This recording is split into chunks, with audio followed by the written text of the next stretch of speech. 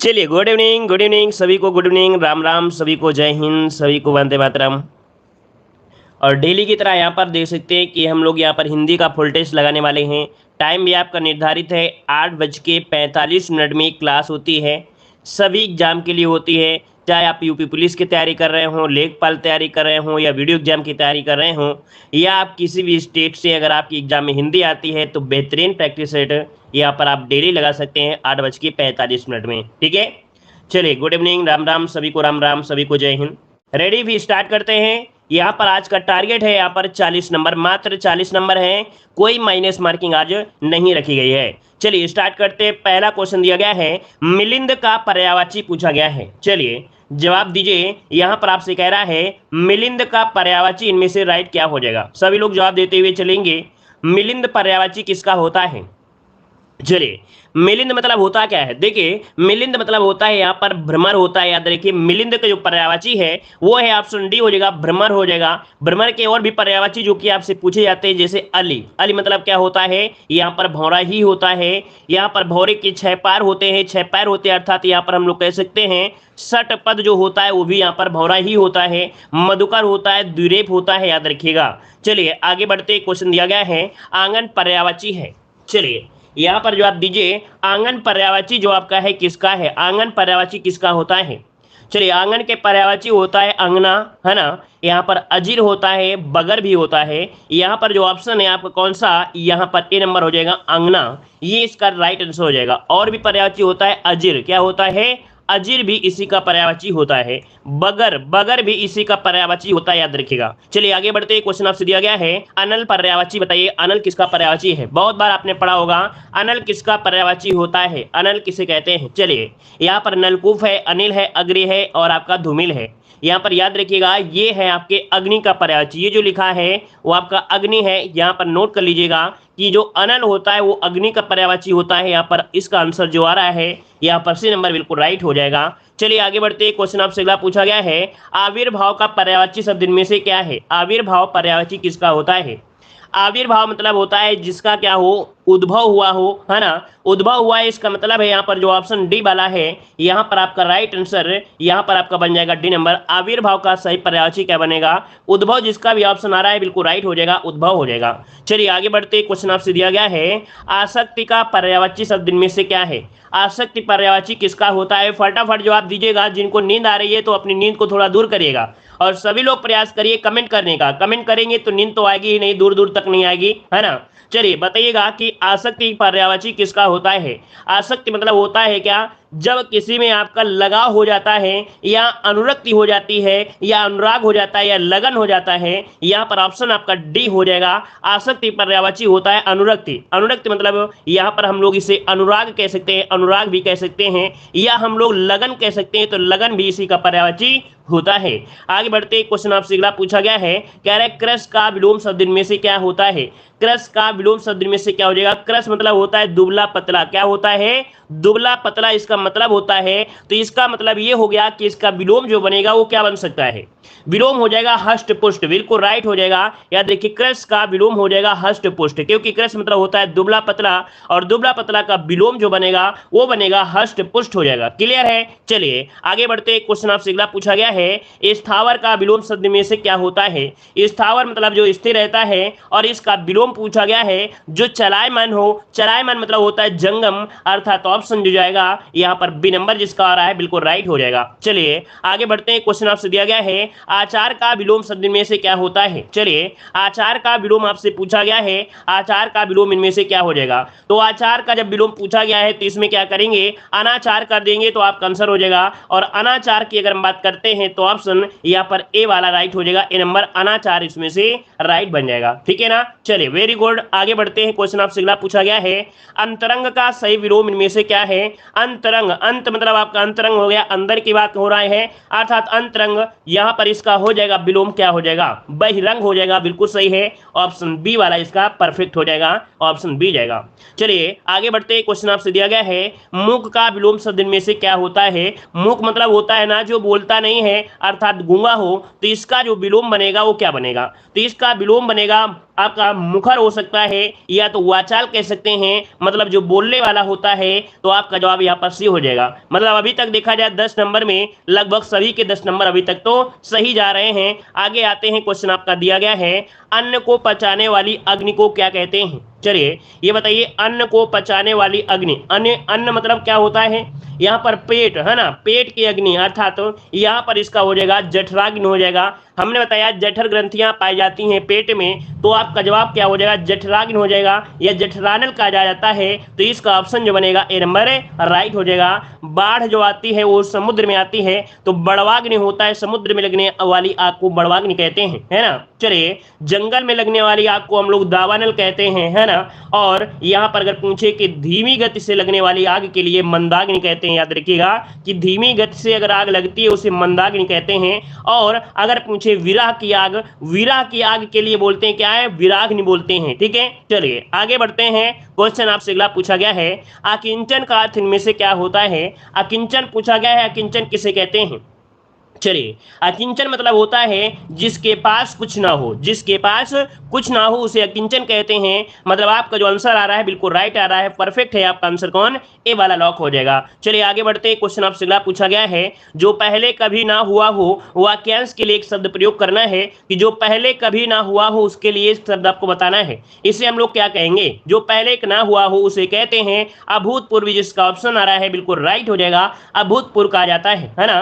और यहीं पर अगर एक शब्द ये बोले कि जो पहले ना हो रहा हो, है ना, या ना हुआ हो, उसे अपूर्व कहा जाता है। याद रखिए, जो लोग अपूर्व लगा रहे हैं इसका मतलब क्या होता है? जो पहले ना रहा हो, है ना, ना हो रहा हो या ना हुआ, उसे अपूर्व कहा जाता है, ठीक है। अद्वितीय किसे कहते हैं? जिसके समान कोई दूसरा ना हो, जिसके समान कोई दूसरा ना हो उसे अद्वितीय कहते हैं। क्लियर हो गया? आगे बढ़ते हैं, अगला क्वेश्चन आपका दिया गया है, उपत्यका का अर्थ इनमें से क्या होता है? उपत्यका किसे कहा जाता है? यहाँ पर जवाब दीजिए, थोड़ा फटाफट जवाब दीजिएगा, स्पीड बढ़ाइए, हमारी तरह स्पीड आपकी भी होनी चाहिए। यहाँ पर उपत्यका का अर्थ क्या होता है? आंसर दिखना चाहिए आपको, 4 ऑप्शन में सिर्फ और सिर्फ आंसर ही दिखना चाहिए, क्वेश्चन के साथ सिर्फ आंसर दिखना चाहिए, इतना स्पीड आपकी होनी चाहिए। देखो, उपत्यका मतलब होता क्या है? पर्वत के पास की जो भूमि होती है, पर्वत के पास की जो भूमि होती है उसे उपत्यका कहते हैं, याद रखिएगा। पर्वत के शिखर की बात करेंगे तो वो आपके ऊपर वाली बात हो रही है, अर्थात यहाँ पर जो ऑप्शन डी वाला इसका राइट हो जाएगा। चलिए आगे बढ़ते, क्वेश्चन आपसे अगला पूछा गया है, जो शीघ्र ही किसी बात या युक्ति को सोच ले उसे क्या कहते हैं? जो शीघ्र ही किसी बात को या युक्ति को सोच लेता है उसे कहा क्या जाता है? इसे क्या कहते हैं? इसे कहते क्या है? चलिए, बी वाला बताएंगे या सी वाला बताएंगे? कौन सा बताएंगे? 65 का ऑप्शन यहाँ पर जवाब आ रहा है सी नंबर, बिल्कुल सही जवाब है। प्रत्युत्पन्नमति कहा जाता है, क्या बोलते हैं? प्रत्युत्पन्नमति कहते हैं, जो तुरंत शीघ्र ही सोच ले या युक्ति को सोच लेता है उसे कहते हैं। ऑप्शन यहाँ पर सी वाला राइट हो जाएगा। चलिए आगे बढ़ते हैं, क्वेश्चन आपसे अगला पूछा गया है, मेढकी को जुकाम होने का अर्थ इनमें से क्या होता है? मेढकी को जुकाम होना का अर्थ क्या होता है? बहुत बार आपने पढ़ा होगा मेढकी को जुकाम होना, इसका अर्थ क्या होता है भाई? चलिए, मेढकी को जुकाम होना मतलब क्या होता है? बिना योग्यता के योग्य होने का नखरा दिखाना, है ना। क्या? नखरा दिखाना, मतलब योग्यता नहीं है लेकिन फिर भी नखरा दिखा रही है, अर्थात यहाँ पर ऑप्शन बी वाला इसका हो जाएगा कि बिना योग्यता के योग्य होने का नखरा, ऑप्शन जाएगा बी नंबर हो जाएगा, ठीक है ना। चलिए आगे बढ़ते हैं, क्वेश्चन आपसे अगला पूछा गया है, आकाश पाताल एक करना मुहावरे का अर्थ इनमें से क्या हो जाएगा? आकाश पाताल करना मुहावरे का अर्थ बताना है, आपका जवाब इनमें से क्या हो जाएगा? चलिए, आकाश पाताल मतलब होता है क्या? आकाश पाताल मतलब होता है बहुत भारी प्रयास करना, है ना, अथक प्रयास करना। ऑप्शन बनेगा यहाँ पर कौन सा? आपका सी नंबर है, राइट हो जाएगा। बहुत अधिक या बहुत भारी प्रयास करना, जैसे कि सरकारी जॉब को पाने के लिए अथक प्रयास करना पड़ता है, ना कि सिर्फ एग्जाम डेट पूछने से, ना कि सिर्फ केवल ये बोल देने से कि पेपर आने वाले हैं, उसके लिए तैयारी भी अथक होनी चाहिए, है ना, क्योंकि कंपटीशन में बहुत लोग होते हैं और सबको पीछा करना है, तो आपको अथक प्रयास करना चाहिए। आगे बढ़ते हैं, क्वेश्चन आपसे अगला पूछा गया है, कह रहे अंधे की लकड़ी से तात्पर्य क्या होता है? चलिए बताइएगा, अंधे की लकड़ी से तात्पर्य इनमें से क्या होता है? अंधे की लकड़ी मतलब होता क्या है? एक ही सहारा, है ना। क्या होता है? एक ही सहारा, यहाँ पर ऑप्शन जो बनेगा डी नंबर इसका राइट हो जाएगा, जो कि लगभग सभी का जवाब अभी तक यहाँ पर सही आ रहे हैं। आगे बढ़ते हैं, क्वेश्चन दिया गया है कागजी घोड़े दौड़ाना मोहरे का अर्थ इनमें से क्या हो जाएगा। कागजी घोड़े दौड़ाने मोहरे का अर्थ इनमें से क्या हो जाएगा। कागजी मतलब होता है जो व्यर्थ की लिखा पढ़ी करना, क्या व्यर्थ की लिखा पढ़ी करना। यहाँ पर ऑप्शन आपका सी वाला राइट हो जाएगा। कौन सा, सी नंबर इसका बनेगा। यहां पर आगे बढ़ते क्वेश्चन आपसे अगला पूछा गया है आंख का काजल चुराना मुहावरे का सही अर्थ क्या है। आंख का काजल चुराना मुहावरे का अर्थ इनमें से बताना है। आपका सही जवाब इनमें से क्या हो जाएगा। चलिए, कोई है ऐसा जिसने कभी आंख का काजल चुराया हो, चलिए बताइए। यहाँ पर आंसर जो आपका है राइट क्या हो जाएगा। देखिए यहाँ पर जो आंसर बनेगा, कह रहे हैं सामने या पास की वस्तु चुरा लेना, आंख में लगने वाले कागज की चोरी करना, मामूली वस्तु की चोरी करना या असंभव प्रकार। तो देखिए यहाँ पर ऑप्शन ए हो जाएगा सामने या पास की वस्तु, क्योंकि भैया आपके आंखों के सामने ही आपकी चोरी हो जाती है। सिंपल सी बात करते हैं तो आंख की चोरी हमने किया है। कैसे किया है, जब हम बचपन में अपने स्कूल जाया करते थे और सोमवार को चेक होते थे नाखून और क्या आंख में काजल, तो हमारे दोस्त ज्यादा लगा लेते थे, थोड़ा सा ले लेते थे उनके आंख का काजल और वास्तविकता में चुरा लिया करते थे। ये बचपन की बातें हैं, ठीक है। चलिए यहाँ पर आंसर क्या हो जाएगा, ए नंबर राइट हो जाएगा। क्लियर है। आगे बढ़ते हैं, क्वेश्चन आपसे अगला पूछा गया है, कह रहा है यहाँ पर देखिए अब आपके पास वो 4-5 क्वेश्चन मिलेंगे जो आपके क्या होंगे, 4 में से डिफरेंस होंगे। यहाँ पर 4 आपके ऑप्शन है, इन 4 ऑप्शन में एक आपका जो ऑप्शन है वो इन तीनों से भिन्न होगा। तो देखो दिया गया है यहाँ पर जैतून, सरसों, नारियल और कपास। अब बताइए इनमें से सभी में छोड़कर देखा जाए तो यहां पर क्या हो जाएगा। चलिए यहां पर बताइए इसका आंसर आपका राइट क्या हो जाएगा। देखिए यहां पर दिया गया जैतून, सरसों, नारियल और कपास। तो देखो भाई कपास की अगर हम बात करते हैं, क्या कपास को छोड़कर अन्य सभी कमरे के भाग हैं, क्योंकि यहां पर देखिए कपास को छोड़कर अन्य सभी तेल से प्राप्त किया जाता है ना भाई। कपास को छोड़कर अन्य सभी क्या होते हैं, तेल से प्राप्त होते हैं, जैतून, सरसों, नारियल। तो ऑप्शन क्या आ जाएगा, डी नंबर है राइट हो जाएगा। आगे बढ़ते क्वेश्चन आपसे अगला पूछा गया है दरवाजा, कमरा, छत या फर्श। देखिए यहाँ पर दरवाजा, कमरा, छत और फर्श, इनमें से क्या हो जाएगा। तो देखो भाई दरवाजा, कमरा, छत और फर्श, थोड़ा सा सोच समझ के जवाब दीजिए, यहाँ पर गलती ना हो पाए, थोड़ा सोच के जवाब दीजिए। लेकिन भाई आप लोग जुड़े हैं, लाइक शेयर कम है आप लोगों ने भाई बहुत कम लाइक शेयर किया है, तो लाइक शेयर की संख्या भी बढ़ाइए यार, थोड़ा हमें भी आनंद लगाए और आपको भी मजा आना चाहिए। क्योंकि पढ़ाते समय अगर आपको आनंद ना आए तो फिर मजा किस बात का है ना, पढ़ाई किस बात की। देखो भाई यहाँ पर याद रखिएगा जो कि ऑप्शन यहाँ पर कुछ लोग ए दे रहे हैं, कुछ लोग बी भी दे रहे हैं। नोट करिए कमरा यहाँ पर आंसर हो जाएगा कि कमरा को छोड़कर अन्य सभी कमरे के भाग हैं। याद रखिए कमरा को छोड़कर अन्य सभी कमरे के भाग हैं, जैसे दरवाजा, छत और फर्श, ये इसके क्या है, भाग है, याद रखिएगा। यहां पर आगे बढ़ते हैं, क्वेश्चन आपसे अगला पूछा है निरामिष, समिष, शाकाहारी और आपका बुभुक्ष। यहां पर इनमें से आपका राइट क्या हो जाएगा। तो देखिए भाई यहां पर अगर हम बात करते हैं ऑप्शन कौन सा, डी वाला, तो डी हो जाएगा बुभुक्ष। बुभुक्ष को छोड़कर अन्य सभी शाकाहारी या मांसाहारी खाने वालों से संबंधित हैं। बुभुक्ष मतलब भूखा होता है, लेकिन ये जो आपके हैं खाने से संबंधित हैं। तो आपका जवाब क्या बनेगा, डी वाला, जिसका ऑप्शन आ रहा है बिल्कुल राइट हो जाएगा। आगे बढ़ते हैं, क्वेश्चन दिया गया है, यहाँ पर दिया है जन्म, जीवन, मृत्यु और आपका पोषण। इनमें से बताइए कि आपका 4 ऑप्शन में से कौन सा ऑप्शन यहाँ पर इनमें से भिन्न दिया गया है। चलिए 74 का ऑप्शन आ रहा है, यहाँ पर लगभग परफेक्ट है, आपका ऑप्शन लॉक हो जाएगा, डी नंबर। यहाँ पर पोषण, पोषण को छोड़ दिया जाए तो सभी जीवन के मरण से या सत्यता को प्रदर्शित करने वाले हैं। तो आपका जवाब बनेगा यहाँ पर डी नंबर। आगे बढ़ते हैं, क्वेश्चन आपसे दिया गया है यहाँ पर प्रतिक्रिया, प्रतिदिन, प्रत्युत्तर और आपका प्रतिशोध। अब आप जवाब दीजिए यहाँ पर 4 ऑप्शन में से कौन सा अलग दिया गया है। प्रतिक्रिया, प्रतिदिन, प्रत्युत्तर और आपका प्रतिशोध। थोड़ा सा सोच के जवाब दीजिएगा इस क्वेश्चन को। चलिए यहाँ पर जवाब दे रहे हैं भाई प्रतिदिन दे रहे हैं। अच्छा भैया देखिए थोड़ा सा अगर हम बात आपको हिंट दे दें तो यहाँ पर उपसर्ग और प्रत्यय से जुड़े हुए यहाँ पर आंसर है। याद रखिए हम आपको थोड़ा उत्तर दे रहे हैं, थोड़ा हिंट दे रहे हैं कि इसमें से आपके उपसर्ग और प्रत्यय से संबंधित हिंट है, याद रखिएगा।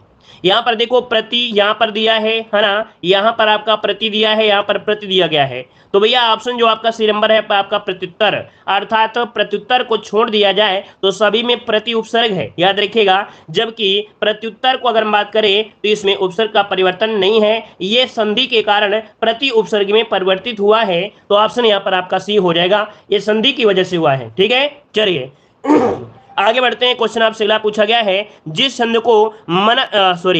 को मन हरण कहा जाता है।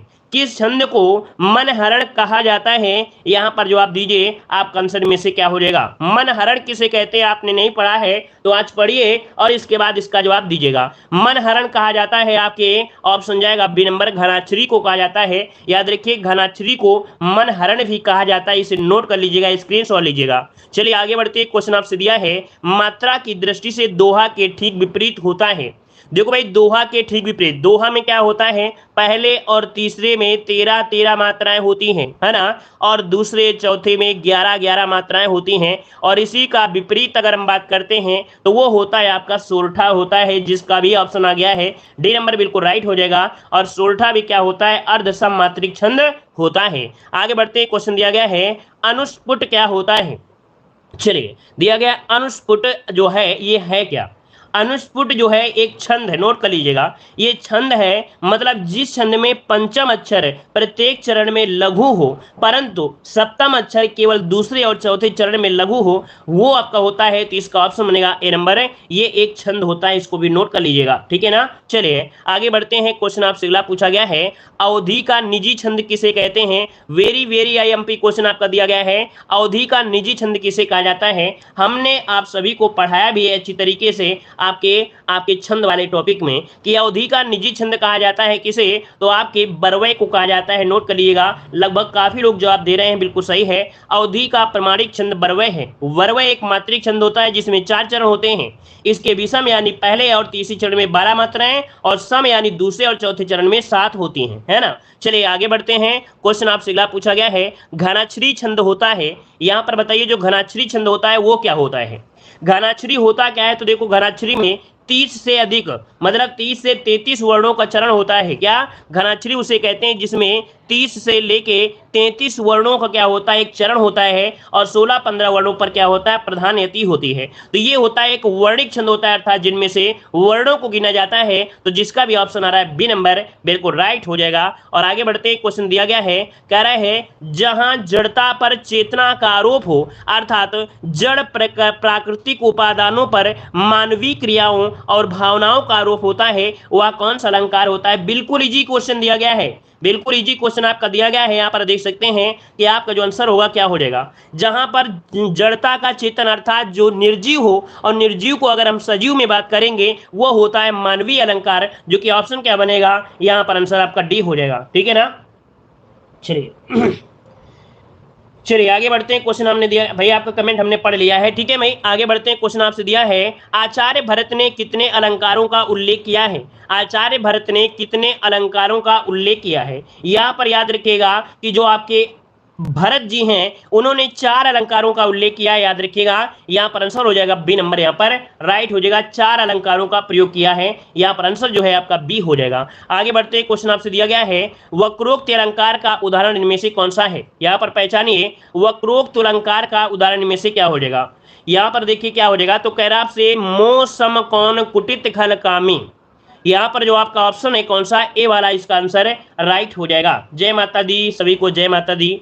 चलिए आगे बढ़ते हैं, क्वेश्चन आपसे अगला पूछा गया है मैं सुकुमारी नाथ बन जोगू तो मैं ही उचित तम मो कहूँ भोगू में आपका जो अलंकार है वो आपका कौन सा है, यहाँ पर बताइएगा। तो देखो भाई यहाँ पर जो आपका है कौन है, तो आपका जवाब क्या बनेगा, यहाँ पर ए नंबर, ये है आपका वक्रोक्त अलंकार है। तो एक उदाहरण वो था, एक ये है, मतलब वो थ्योरी पढ़ा, ये आपका उदाहरण हो गया। तो इसका आंसर आपका ए हो जाएगा। अगला क्वेश्चन दिया गया है राधा का मुख चंद पंक्ति में अलंकार कौन सा है। कह रहा है राधा का मुख चंद पंक्ति में अलंकार कौन सा है। यहाँ पर हमने आपको उपमेय और उपमान आपको समझाया भी था। यहाँ पर देख सकते हैं, यहाँ पर मुख दिया है और आपका चंद्र दिया गया है, अर्थात यहाँ पर हम लोग ये कह सकते हैं यहाँ पर जो अलंकार है वो कौन सा हो जाएगा, रूपक अलंकार हो जाएगा। रूपालंकार यहाँ पर राइट हो जाएगा, ठीक है ना। चलिए भाई हमने कमेंट देख लिया है ना, कमेंट पेस्ट मत करें, ठीक है। ओके भाई, कमेंट पेस्ट मत करें, हमने सभी के कमेंट देख लिए हैं। अगला क्वेश्चन आपसे दिया गया है निम्नलिखित वाक्यों में से कौन सा वाक्य शुद्ध दिया गया है। चलिए बताइए कौन सा वाक्यों में से कौन सा वाक्य शुद्ध दिया गया है। चलिए बताइएगा, कह रहा विद्या श्रेष्ठ धन होती है।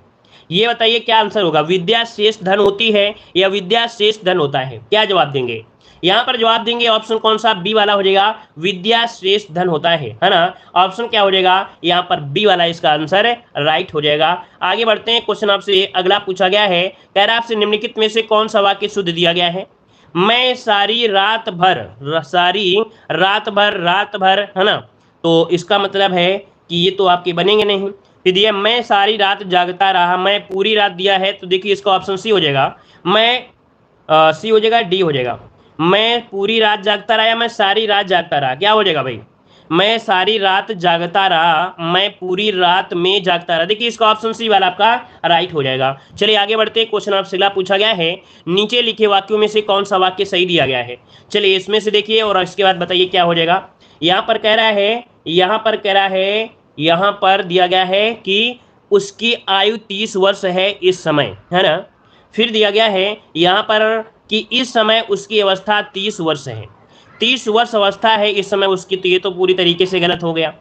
फिर इसके बाद इस समय 30 वर्ष की अवस्था है उसकी, ये भी गलत हो गया, ये भी गलत हो गया। मतलब यहाँ पर ऑप्शन बी वाला राइट हो जाएगा, इस समय उसकी अवस्था 30 वर्ष है, ऑप्शन बी वाला राइट होगा। ठीक है ना, हमने बता दिया है कि जो सही गलत वाले में होता है, अगर ध्यान ना दिया जाए तो गलतियां सबसे हो सकती हैं, चाहे वो टीचर हो चाहे वो क्या स्टूडेंट हो। इसलिए एग्जाम में क्या हो तो थोड़ा सा ध्यान दीजिएगा और ध्यान से यहाँ पर लॉक करिएगा। यहाँ पर देखो दिया गया है, आपसे कह रहा है निम्नलिखित में से व्याकरणिक दृष्टि से शुद्ध वाक्य आपका कौन सा है। यहाँ पर 89 वाले में कह रहा है वे अनेक विषय के ज्ञाता हैं, अनेक विषय के ज्ञाता थे, इस समय 4 बजे हैं, सब लोग अपनी राय दें, आंसू से मेरा रुमाल भीग गया। चलिए बताइए यहाँ पर आंसर क्या हो सकता है, कौन सा जवाब इनमें से क्या हो जाएगा। जी हाँ, आप बीएड एग्जाम की तैयारी कर रहे हैं, ठीक है, और आप किसी भी स्टेट से हैं, ठीक है ना, आप बीएड एग्जाम तैयारी कर रहे हैं या कोई भी एग्जाम, ने आपको बता दिया है, बीएड वाले तो बिल्कुल सोचे ही नहीं हैं। हमने बता दिया है कि अगर आप 50 प्रश्न के एग्जाम में आपके आते हैं, ठीक है, क्योंकि बहुत ऐसे बीएड वाले भी हैं, जैसे राजस्थान हो गया, बिहार हो गया, उड़ीसा हो गया, हर एक जगह 50 क्वेश्चन नहीं आते हैं, कहीं पर 30 क्वेश्चन आते हैं, कहीं पर 50 आते हैं, कहीं पर 60 आते हैं ना, कहीं पर 80 भी आते हैं। तो आप परेशान मत होइए, आपका आराम से बीएड यहाँ पर निकल जाएगा, याद रखिएगा, परेशान मत होइएगा, ठीक है। कोई भी टेस्ट उठा कर देखिए, कोई टेस्ट लगा कर देखिए, अगर आपके यहाँ पर याद रखिएगा कि अगर 15-20 क्लास ले लेते हैं तो समझिए 40 के ऊपर ही आपको क्वेश्चन हमारे से मिलने लगेंगे, ठीक है ना। चलिए यहाँ पर देखो दिया गया है कि वे अनेक विषय के ज्ञाता थे, वे अनेक विषय के ज्ञाता थे, इस समय, देखिए बी वाला हो जाएगा, इस समय 4 बजे है ना, ऑप्शन जाएगा यहाँ पर बी नंबर राइट हो जाएगा। चलिए आगे बढ़ते हैं, क्वेश्चन आपसे अगला पूछा गया है, यहाँ पर दिया है निम्नलिखित वाक्यों में से शुद्ध वाक्य आपका कौन सा है। मैं गाने की मेहनत कर रहा हूं, तो भाई गाने की मेहनत नहीं होती, ना तो कसरत होती, अभ्यास होता है। अब यहाँ पर अभ्यास सी वाला है और ऑप्शन डी वाला दिया है, मैं गाने का अभ्यास कर रहा हूं, मैं गाने की अभ्यास कर रहा हूं, तो गाने का आपका ऑप्शन आपका सी वाला हो जाएगा, ठीक है। आगे बढ़ते हैं, अगला क्वेश्चन दिया गया है, वर्तमान में महात्मा गांधी के विचारों का महत्व कम नहीं होता है। यहाँ पर 91 में बताइए क्या भर सकते हैं, सभी लोग जवाब दीजिए और प्रयास करिए। हम थोड़ा सा ऐसे क्वेश्चनों को आपको सोचने का समय देंगे, ऐसे क्वेश्चन में आपको सोचने का समय देंगे कि क्या भरा जा सकता है, क्योंकि ऐसा लगता है कि ऐसे ऑप्शन को हम जल्दी से बता देते हैं तो आप सोच कम पाते हैं, है ना। चलिए यहाँ पर देखो दिया गया, वर्तमान में महात्मा गांधी के विचारों का महत्व कम नहीं होता है, मतलब यहाँ पर अगर ये भर दिया जाए कि वर्तमान संदर्भ में महात्मा गांधी के विचारों का महत्व कम नहीं होता है, बी वाला आप लोग भर सकते हैं, ऑप्शन बी हो जाएगा, ठीक है। आगे बढ़ते हैं, क्वेश्चन दिया है, गाय क्या होती है, गाय क्या होती है, रेंगती है, रंभाती है, मिमियाती है या चुकरती है। भाई क्या होता है, जो गाय होती है वो करती क्या है, तो गाय जो होती है सिंपल सी बात है क्या होती है, 92 का ऑप्शन डी दे रहे हैं, ये लो। अब बताइए हम ऐसे लोगों की पूजा करें कि आरती उतारें। अब गाय यहाँ पर कह रहे हैं चुकरती होती है, ये लो, अभी भी बहुत लोग इन्होंने जवाब दिया, कह रहे हैं 92 का डी होगा। अब बताइए ऐसे लोगों को हम क्या करें। अरे ये भी नहीं पता है कि वहाँ गाय हमारी माता है, और गाय की एक लैंग्वेज आप नहीं जानते हैं तो आप कैसे माता कहते हैं। भाई गाय जो होती है वो क्या होती है, भाई रंभाती है। गाय जो बोलती है, गाय के बोलने का तरीका जो होता है, जैसे हम लोग बोल रहे हैं, भाई गाय जो होती है वो रंभाती है, ठीक है, रंभाती है, याद रखिए। यहाँ पर ऑप्शन बी वाला यहाँ पर लॉक करना है, ठीक है। चलिए आगे बढ़ते हैं, क्वेश्चन आपसे अगला पूछा गया है, हिंदी किसी विशेष प्रदेश की भाषा ना होकर देश की भाषा है। चलिए यहाँ पर बताइएगा, कह रहा आपसे हिंदी किसी विशेष प्रदेश की भाषा ना होकर संपूर्ण देश की भाषा है। क्या भरेंगे, संपूर्ण यहाँ पर ऑप्शन बी वाला यहाँ पर राइट कर देंगे। ठीक है, चलिए यहाँ पर आगे बढ़ते हैं। क्वेश्चन आपसे अगला पूछा गया है, यहाँ पर आपसे अगला पूछा गया है, कह रहा आपसे